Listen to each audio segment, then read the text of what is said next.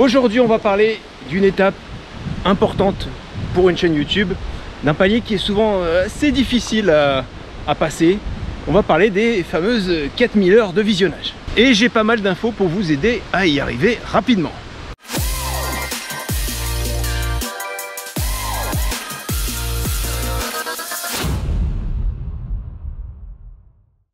Alors je vous rappelle le principe de cette vidéo, chaque semaine je vous demande de me proposer des sujets pour la vidéo de la semaine prochaine. Donc vous pouvez me proposer tous les sujets qui vous passent par la tête pour vous aider à développer votre chaîne YouTube. Et je vous demande ensuite chaque dimanche de voter pour votre sujet préféré.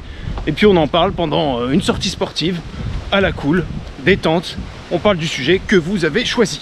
Et cette semaine vous avez été nombreux à me demander qu'on parle de ces fameuses 4000 heures de visionnage.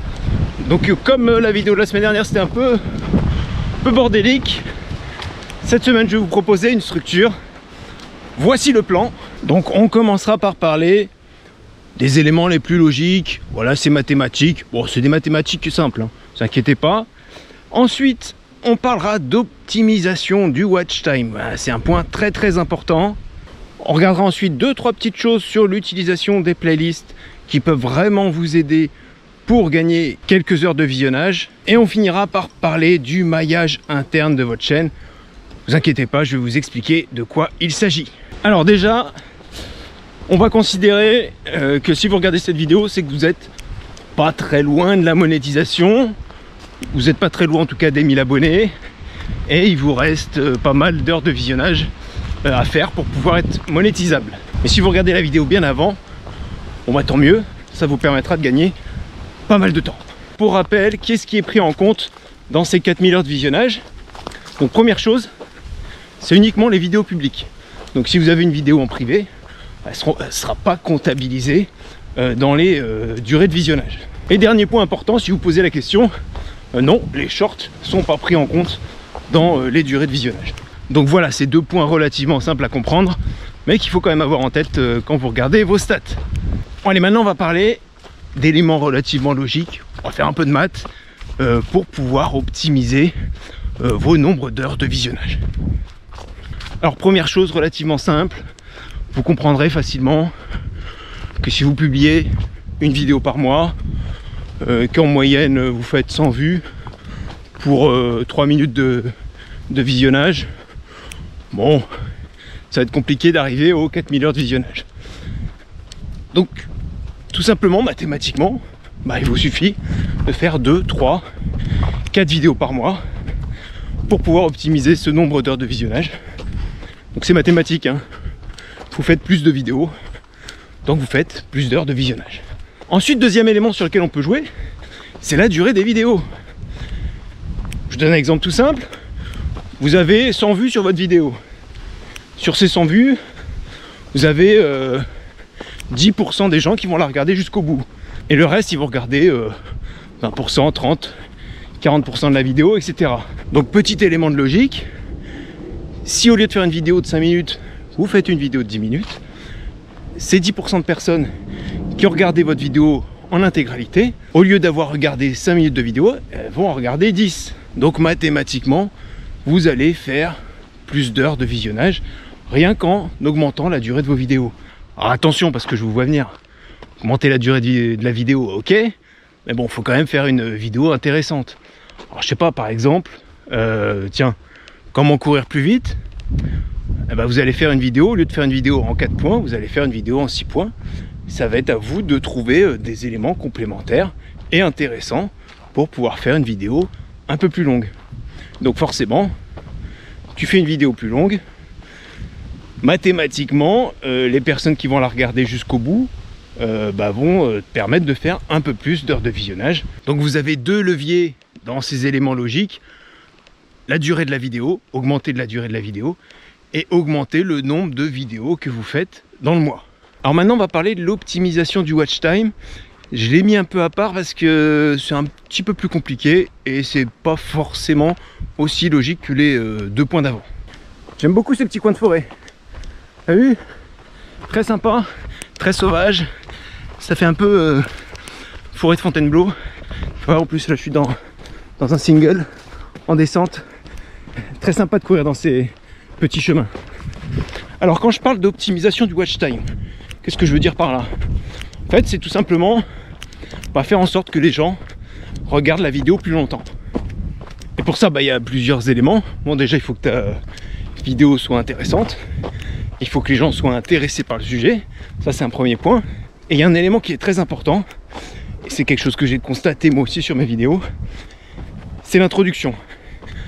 Quand tu as une introduction qui est forte, une introduction engageante, les gens ont tendance à regarder beaucoup plus ta vidéo, à regarder ta vidéo beaucoup plus longtemps. Cette introduction, elle est hyper importante.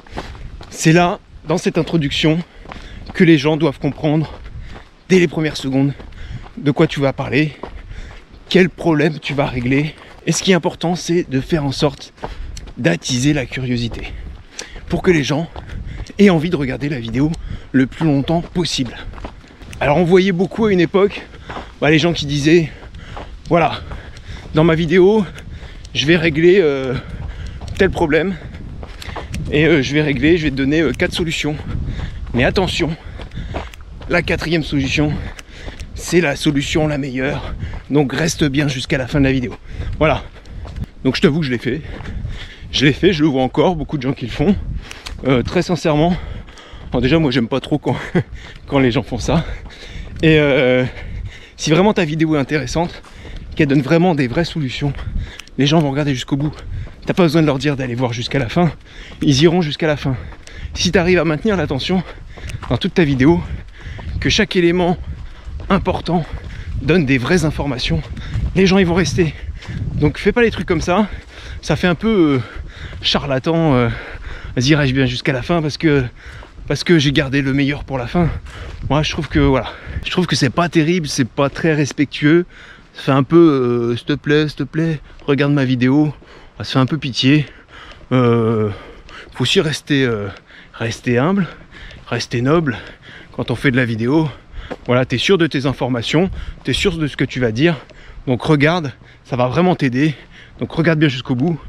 Mais franchement, les petites entourloupes comme ça, tu peux essayer, tu verras. Moi je pense qu'il y a plus de décrochage qu'autre chose. Donc voilà, pour optimiser ton watch time, donc bien travailler son introduction, inciter et attiser la curiosité de tes viewers, construire au mieux ta vidéo pour qu'elle ait un bon rythme, et surtout mettre des bonnes informations et arrêter de quémander quelques heures de visionnage supplémentaires. Il faut avoir confiance en soi un petit peu. Arrêtez de quémander. Donc les playlists, c'est un élément intéressant justement pour développer son watch time et faire en sorte que les gens consomment plus de vidéos sur la chaîne. Donc l'objectif c'est de segmenter un petit peu ta chaîne et de proposer aux gens des vidéos par centre d'intérêt. Ça va leur permettre d'aller regarder directement les vidéos qui vont le plus les intéresser. Et très franchement ça marche bien. Moi je vois qu'il y a beaucoup de gens qui regardent les playlists. Alors ils regardent pas toutes les vidéos, souvent ils regardent les 2-3 premières. Et c'est pour ça que c'est hyper intéressant, c'est hyper important pardon, de bien classer les vidéos dans ta playlist. Il va falloir mettre, j'ai envie de dire, les vidéos les plus qui accrochent le mieux le regard, peut-être les vidéos qui ont marché le mieux en tête de playlist, parce que ça va attirer l'attention des gens et ils vont commencer à regarder la playlist, puis après ils vont regarder la deuxième vidéo, la troisième, etc. Donc t'en mets autant que tu veux, hein. De toute façon les gens vont rarement aller jusqu'au bout, mais ils vont regarder peut-être 1, 2, 3 vidéos, et toi ça te permet d'optimiser ton watch time et les heures de visionnage pour ta chaîne. Ensuite j'avais dû vous parler d'une astuce. Alors c'était pas mon astuce, hein, c'était une astuce que j'avais pris sur la chaîne que vous devez connaître, hein, d'Olivier Juprel. Et cette astuce elle n'était pas compliquée, hein. Ça disait, plutôt que de partager tes vidéos sur les réseaux sociaux, tout simplement, mets ta vidéo en tête de playlist, la vidéo que tu veux partager, et partage carrément la playlist. Donc quand les gens vont cliquer sur le lien sur les réseaux sociaux, ils vont pas tomber sur ta vidéo, ils vont tomber sur ta vidéo qui va se déclencher, et sur le côté ils vont avoir toutes les vidéos que tu as mis dans la playlist. Donc potentiellement les gens ils vont aller regarder 1, 2, 3 vidéos. Alors personnellement j'ai testé, Bon, c'est une petite astuce comme ça, quoi. Pour moi, ça n'a pas marché. Bon, après, j'ai pas des réseaux sociaux extrêmement développés. J'ai pas, pour ma thématique, j'ai pas de groupe Facebook, voilà, qui tourne très bien. Donc peut-être que si toi, tu as une thématique assez spécifique, avec des groupes Facebook, dans lesquels tu peux partager tes vidéos, et tu sais qu'elles vont être cliquées, regardées, ça peut marcher. Bon, très sincèrement, bon, c'est pas ça qui va te faire des milliers d'heures de visionnage. À part si vraiment tu as des réseaux sociaux où tu as beaucoup, des grosses communautés.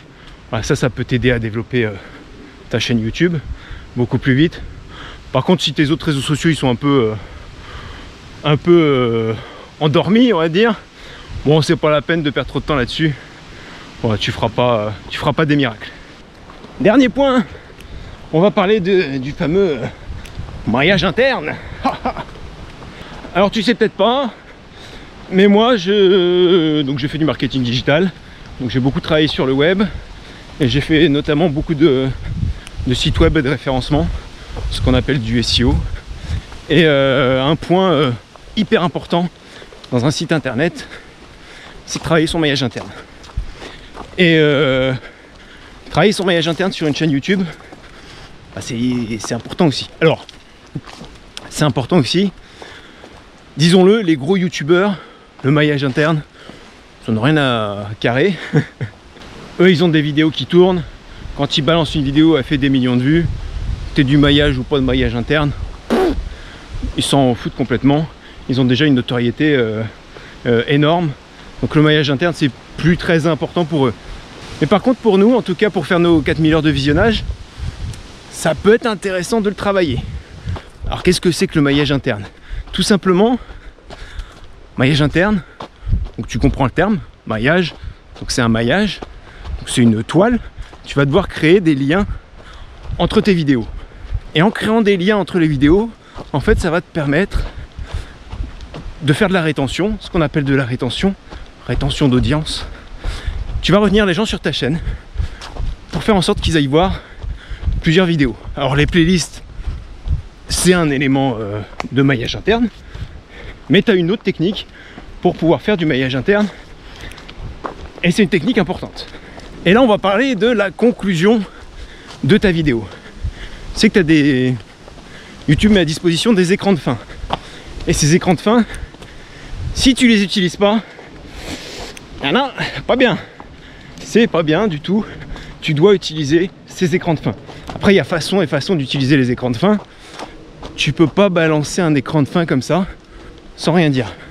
Ce qui est important de faire sur tes écrans de fin, c'est déjà, plutôt que de laisser YouTube choisir la vidéo qu'il va mettre, c'est toi qui vas sélectionner la vidéo qui te semble la plus pertinente par rapport au sujet de la vidéo que tu viens de faire. Et tu vas expliquer aux gens pourquoi, très rapidement, de façon très simple, ce sujet vous a intéressé. Moi, je vous invite à aller regarder cette vidéo. On parle de ça, ça devrait également vous intéresser. À tout de suite. Et de faire cette démarche, ça va avoir une double incidence. Ça va développer votre maillage interne. Ça permet aux gens de découvrir d'autres vidéos, peut-être plus profondes dans la chaîne que vous avez fait il y a assez longtemps, et des vidéos qui vont peut-être les intéresser. Et deuxième chose, en dehors du maillage interne, c'est que le mot d'ordre sur YouTube, c'est rétention d'audience. Donc en fait, YouTube considère que si les gens déjà regardent ta vidéo jusqu'au bout, et qu'ensuite ils restent sur YouTube et ils vont consommer une autre vidéo, ça veut dire que ta vidéo a permis de faire de la rétention d'audience sur la plateforme. Et ça, YouTube, il adore. Et autant te dire que si les gens sortent de YouTube après ta vidéo ou pendant ta vidéo, c'est pas un très bon signal. Et généralement YouTube il va te mettre des petites pénalités. Et ça va pas être très bon pour ta vidéo. Donc c'est hyper important à chaque fin de vidéo de réorienter une personne, et pour le maillage interne et pour la rétention d'audience. Bon, si avec tout ça t'arrives pas à faire tes 4000 heures de visionnage, franchement je comprends pas. Ou alors il faut que tu regardes la vidéo une deuxième fois. Voilà, parce que tu as loupé des trucs. Tiens, moi aussi je vais faire ma rétention d'audience. Si tu as loupé la vidéo de la semaine dernière, on a parlé des stratégies de recherche et de suggestion Alors je t'ai expliqué quels sont les avantages, les inconvénients, laquelle tu dois choisir pour ta chaîne YouTube, pour faire en sorte de décoller le plus vite possible. Je pense que ça devrait t'intéresser. Allez, on se retrouve sur cette vidéo tout de suite. À tout de suite.